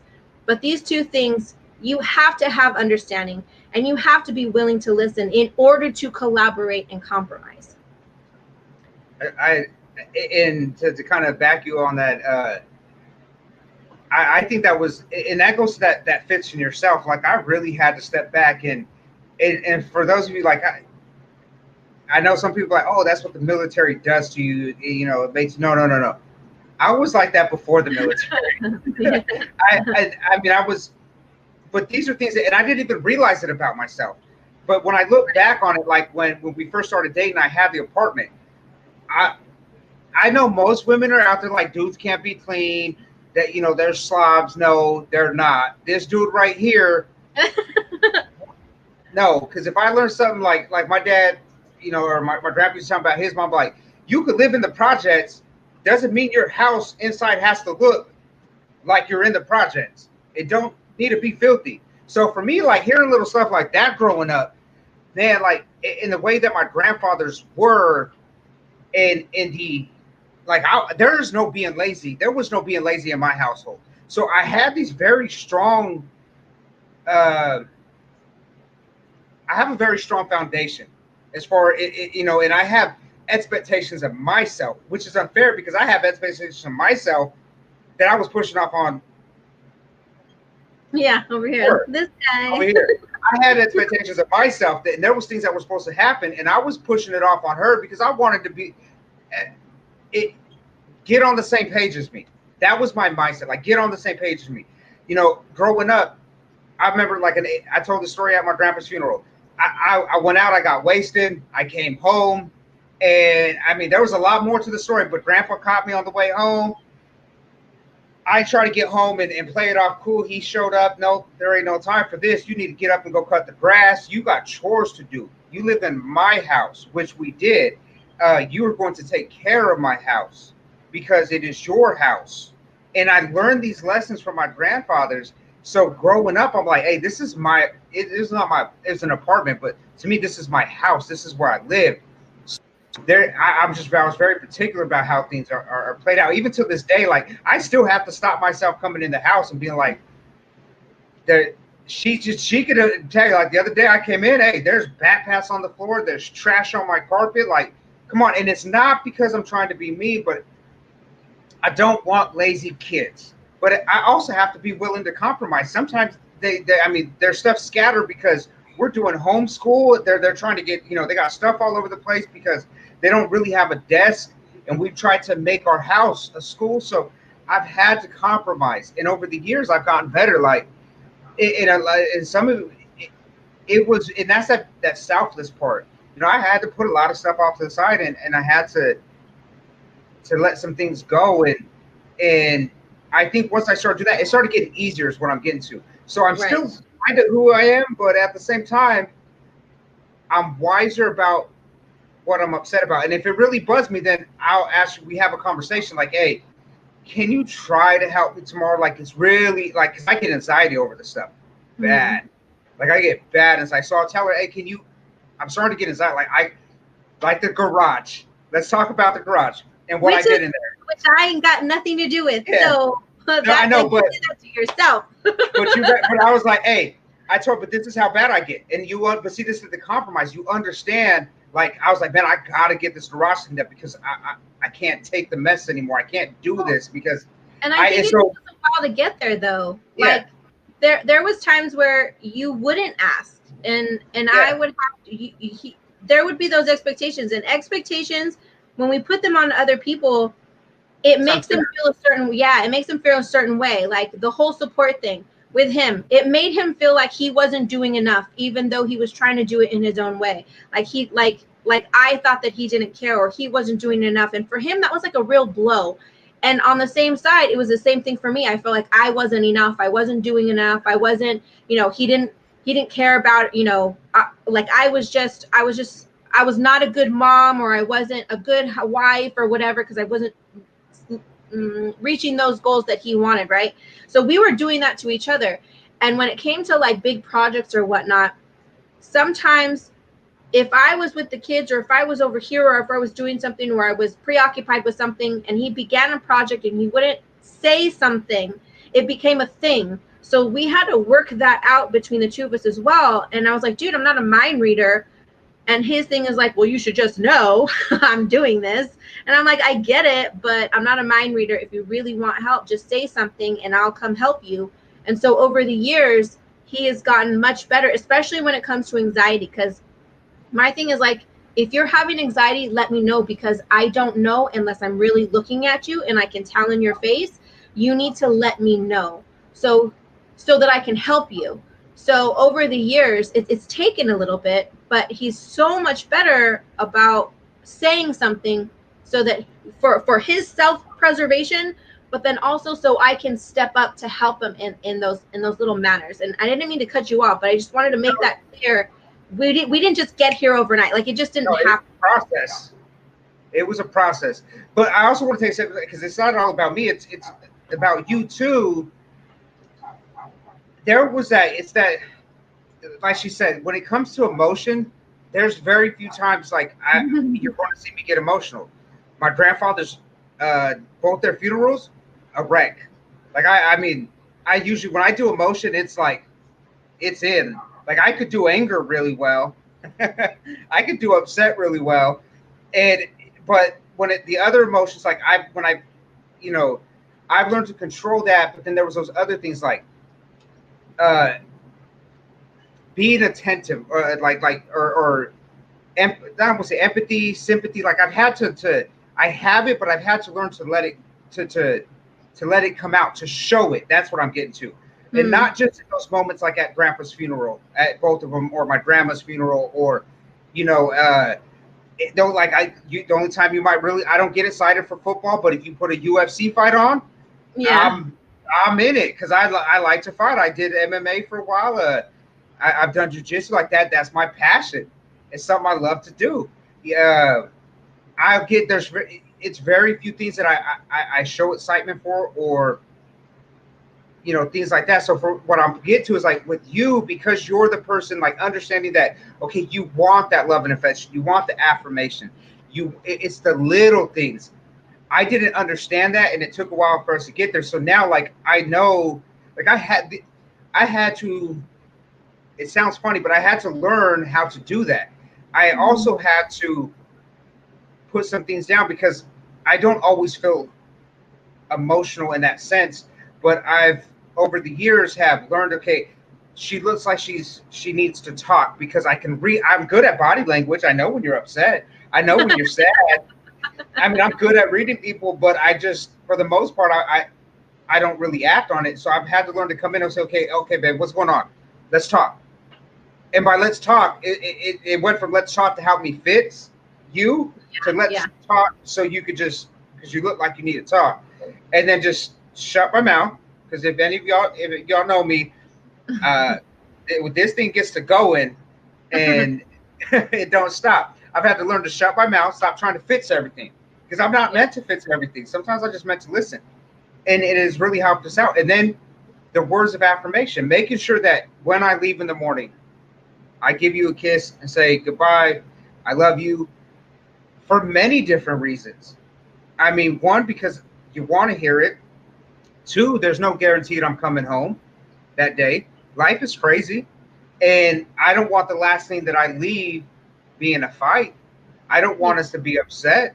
So when and we've been through life together the last 10 years. We've done life together the last 10 years, and we've lost friends.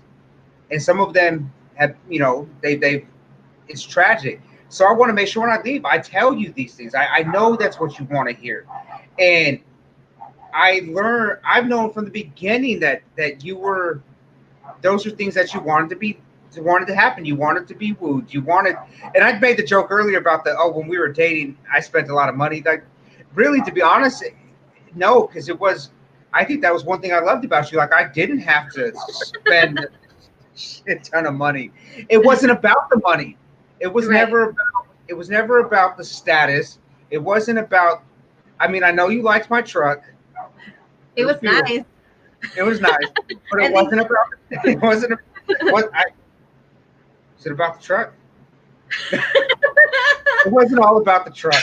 I know, but what my point was, like, I knew that going into it. One of the. Hey, Tisha, let's go for a walk. Hey, you meet me halfway. Meet me right here off of Eaton, like, or no, was it Eaton? What was it? Whittier or whatever that street was. Emerson. That was it. That was like one of the Hey, it was like, hold it up. Hey, I was like, hey, because I in my head I knew, I was like, okay, I'm right here. She's on 20th. Okay, what's the halfway point? It's Emerson. So I hit her up like, hey, meet me at Emerson, and let's I'll meet you halfway, and then we'll walk back to the house. And that was that night that I think we were doing the barbecue or whatever, and I had everybody over, and you were like, or that might have been the second time, and you're like, okay, so we met halfway, and we went on this walk, and it was like super special to you. And then there was another night where we were hanging out. I was like, hey, you want to go on a walk? And then we went on. I mean, I think we walked from the apartment. We walked down to Emerson, and then we had started walking back towards your spot. And it was like, but you were like super happy. It was the little things. You're like, oh, he's going on a walk with me, and we just talked. And even now, it's like the coming home and some, another thing I picked up, like, the first thing I do when I come home, for the most part, I come home and I say, I make sure that I try to go to you first. Hey, babe, how's it going? Love you, give you a kiss, or at least do the minimum. Yeah, and we've learned at church, so or the minimum, say hi to you first. Then I, acknowledge the kids one by one and try to say hi to everybody. Say hi to my mother-in-law or whoever's at the house, and then as quick as I go this way, come right back over here to make sure everything's good, because I need to make sure home is good, and home, you are home. You are, when I'm not here, you're the foundation of this house by yourself. And then there's many times where I haven't been here for, long sense of time. And you were that foundation. So I have to make sure you're good, because when I'm home, we're home. So we're the foundation, because I think that's one thing I in our marriage, like, this is a we, not a you or I. I'm no more. I know, like, yeah, you got to have a strong man in the house as equal as you got to have a strong woman. We are the foundation of this household. You make the rules, I enforce them. Or is it you make the rules, I enforce them. I feel like I'm the protector, and you're the, I'm the protection, and you're the love. And I Yeah. know those are the things that you want. So I've had to really let a lot of my barriers down, a lot of the roadblocks that I put up in order to get there. And I think that's a big problem with a lot of guys, is that we tend to get selfish and we tend to get alpha male. And you got to let that go. It's not about you, it's about her. And on the same token, it's about me. It's a Right. 50-50. Right. Right. And I think that's one thing we got to wrap it up here soon. But I think that was one thing that we had talked about early on in the beginning of our relationship also, is that if you and I are not okay, then the rest of the house is not okay. And I know in the beginning, Cris had he had his life before I was there, and it was just him and our oldest, and it was just the two of them for a while, right? For a little while. And in his mind, it was him and the kids, right? It was him and our oldest DJ. It's like It the was kids. It was just one yeah, it was kid. just him. It was just those two. Like they were bonded. It was those two, and then we got together. And my idea was, because I've seen it plenty of times. But by the time we got together, all the way until now, where kids take precedence over the relationship, and in some cases, yes, I understand where that is the choice to make. But when it comes to the mechanics of the family unit or whatnot, it starts with mom and dad, and then it trickles down. Because if mom and dad are not okay, if they're not on the same page, if they're not working together, if they're not that, then the rest of the family is not okay. And so that was one thing that he and I kind of butted heads at first, because he's like, no. I'm like, no. Yes. Yes. If mom and dad are not okay, the rest of the kids, the rest of the house is not okay, because it follows suit. And so it took a little bit, but when he finally understood that and he's like, you know what, you're right. It was like one of those times where one of those reflection times when he was away, that he thought about that and really finally understood what I meant. And I didn't mean that the kids were not important. I didn't mean that. I just meant that our relationship, because we're the leaders of the house, we have to be strong and we have to be okay in order for them to be okay. Because if we're not okay, the kids are not okay. They're going to know that, and it's going to bleed into them, and they're going to have all sorts of anxieties and worries that they don't need to have. And so I think that's, again, relationships, they're a team thing. It's a partner thing. It's a you and I thing. It's I have to introspect on myself, and I have to figure things out, and so do you, and then we come together and we collaborate and compromise. I think that's huge. It's a how I think the question when we were in a relationship, one of the questions we got to ask ourselves is not, it's like that, what it's not what you could do for your country, or not what your country could do for you, it's what you could do for your country. Right. Okay, this is that, and you take that same concept, is it's not what can my spouse do for me, it's what can I do for my spouse. And if you both have that, that's where there's that compromise, and then it makes things easier, because you're trying to do something for each other. You're trying to work on something to make it better. So a lot of times I'm like, okay, so what does my wife need me to do? Trying to think ahead of time. What does she need me to do so I can make sure that I get that done to help her out on her end, or whatever it may be. And if I don't know, I'll ask you, hey, do I need to do this, or should I finish this, or whatever? But it's what can I do for my spouse? And so many times I think people don't look at their relationship like that, or their marriage like that. Mm-hmm. Right. Again, it starts with the individual person. The self-accountability, and then bringing it to the table and working together. And when I say bringing it together, there's one thing that I wanted to hit on that we didn't get a hit on before we leave, is that when you're getting into disagreements with your spouse, I'm sorry, when you're getting into disagreements with your spouse, or or you're in the season where things just aren't gelling as they usually do, the one thing you got to really be in unison about is what's on the table. And what I mean by that, we learned this. So in the comment or in the caption, I have a YouTube search for love and respect, and Emerson Eggerichs is the one who leads this. It's a marriage. It's not a marriage counseling, but it's a marriage study or whatnot. And he does a conference on it. And this was one of the things that we did, or the DVDs that our counselor gave to us to watch together. And it's one of the things that helped our communication and our understanding of each other and what each other needs. It helped us so much. And so I recommend it all the time. Counseling is not it's taboo for a lot of people, but I would encourage to dispel that. And it's really good for individually and for as a couple. I also included some YouVersion Bible apps for search words. You could do marriage, love, or relationships, and it'll bring up a whole bunch of different devotionals that you can either do together or individually to help your own growth within your marriage.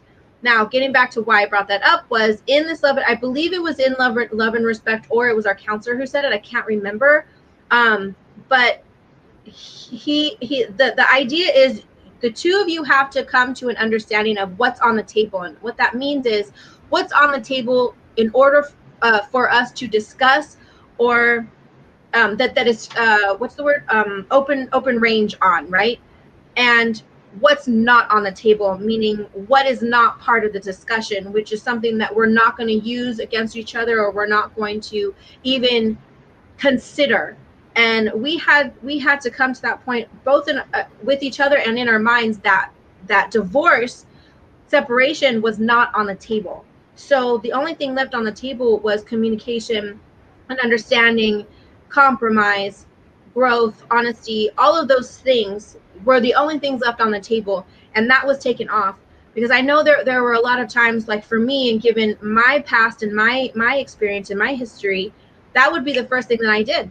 Oh, well, he doesn't love me, or he has a problem with me, or he's unhappy with me, so I guess that means that he's going to leave, or I'm going to leave, or, that he doesn't want to be with me anymore. That was my first go-to based on my life and my experience and how it affected me in that way. Whereas he was completely opposite, and I had to learn that the hard way. So I think that's also another really important thing when you come to collaboration and compromise, is understanding what the two of you have on the table and what's not on the table when it comes to especially when you're going through hard seasons.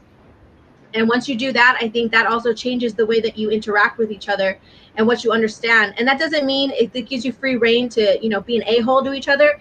It just gives you an idea of where each other stands in terms of long-term for each other when you guys are going through hard times. All right. So it's been almost 2 hours, you guys. And we kind of do this all the time unintentionally. But the subjects and topics are just meaty like that. And so you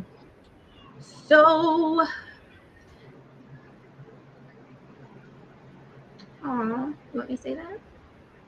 You say it. Oh, no, I got you. All right. So is this where we wrap it up? Say that. Yeah, we're wrapping it up. But okay. you oh, it's so nice. Right. So that's not me. I learned that. You interrupted me. You distracted me. And I was like, oh. If we're getting ready to close it up. Yeah. Okay. So I got two things, and then question. You know that poem that I wrote about love? Yes. No, you know what? I'll do that. We'll do that at another time. It? Oh, okay. No, I have it right here. I was just going through my notes. Anyways, we'll finish it up with this. We'll say we'll wrap it up in the next 6 minutes, right? So I'll wrap up my end, and I'll give you some of my final thoughts. And why I was excited to do this, because I know there's a lot of guys out there. So when you said, hey, I think we should do this thing, and we've been talking about doing something like this for a while, there's a lot of men out there that have troubles in their relationships. And I'm hoping that some of the things that we talked about today will help you out. Maybe help you slow down, get to know a person before it gets too serious. Or if you're currently in a relationship, and I know I personally know there's some men out there that you're in this situation right now. You're in a relationship and you're being selfish. Maybe this is for you. Maybe you need to hear this where you, as a man, it's not all about you. Maybe you got to take care of your wife or your girlfriend or whoever she is, the person. And when I say girlfriend, I'm talking about if you got kids, talking to the dads, the fathers out there. Maybe you got to take care of that and put some focus on that. So I'm glad that we were able to do this. And I want to leave with this. If you listen to anything I said, I'm really big on accountability, self-accountability. Changing your perspective, being open-minded, okay?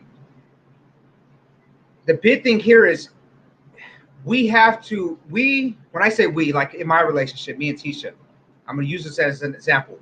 We are stronger together when we stop fighting with each other and started fighting for each other. Now, I didn't think of that. I got that at church. They put that up on the board at church. And to me, I was like, you know what?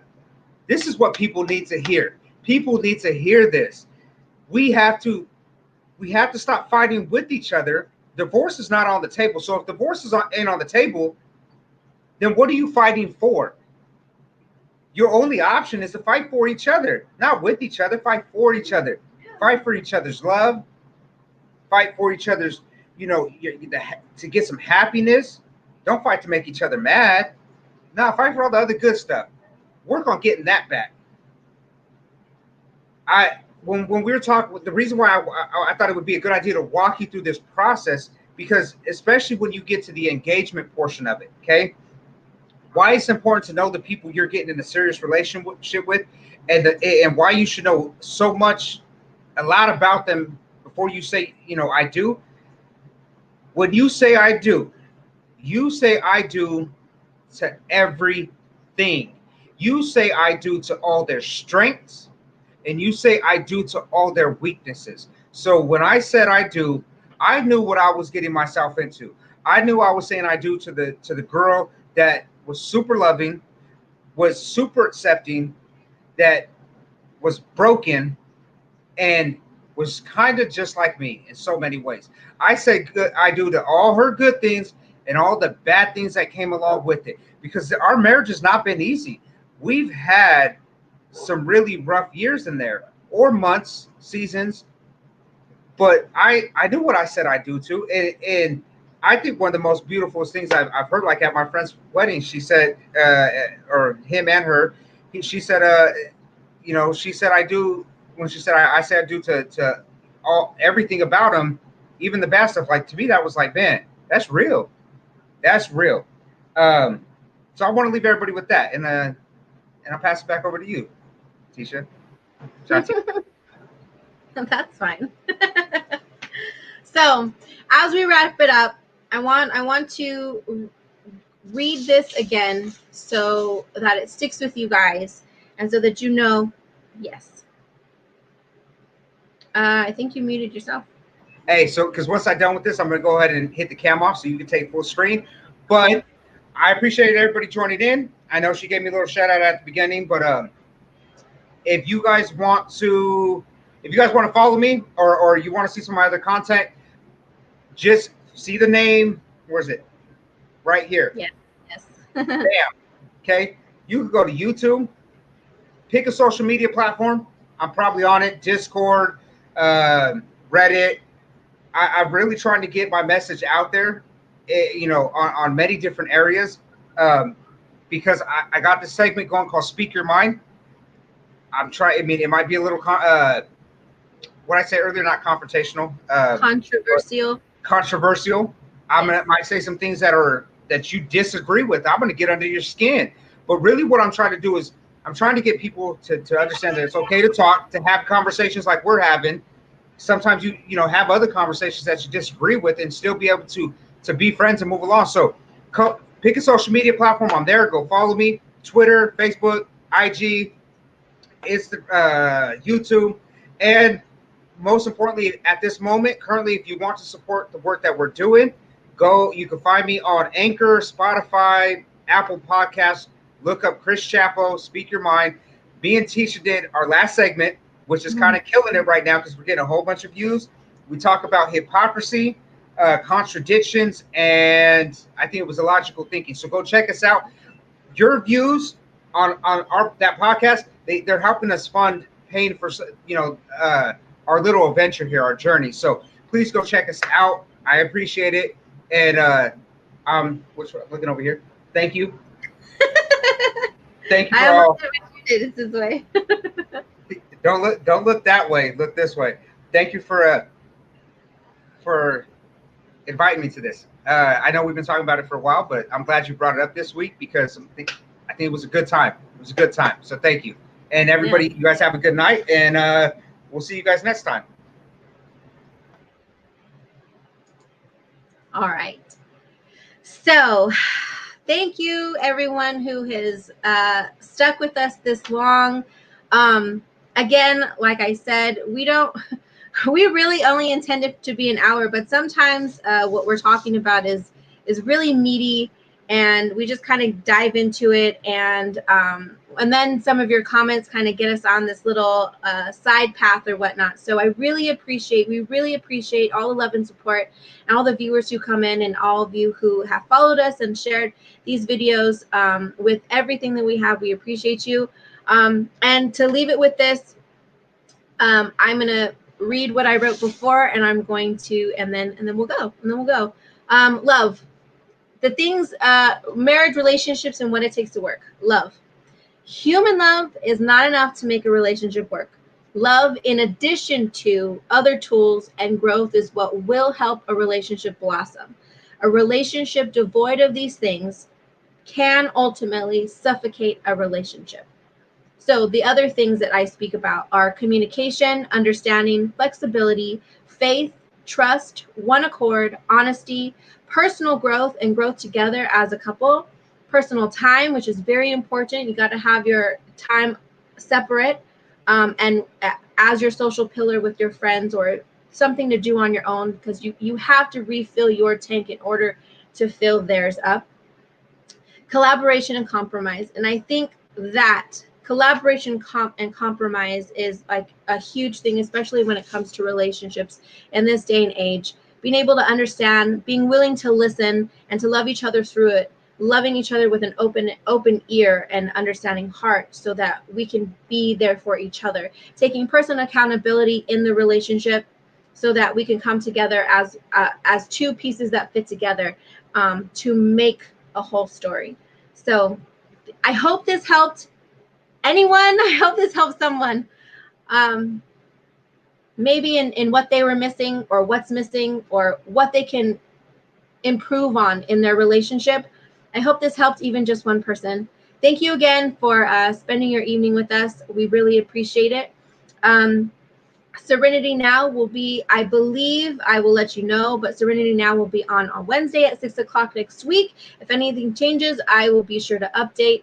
Until then, see you soon. Oh, wait, one more thing. If you haven't done so already, hit the bell, get those notifications, like this video, share this video, follow me on Facebook and YouTube. Subscribe to the YouTube page. It's right over here, John Tisha. You can search it, it's on there. If you need the link, let me know and I will send it to you. Again, thanks for showing up. Thanks for being here with us. We'll see you soon.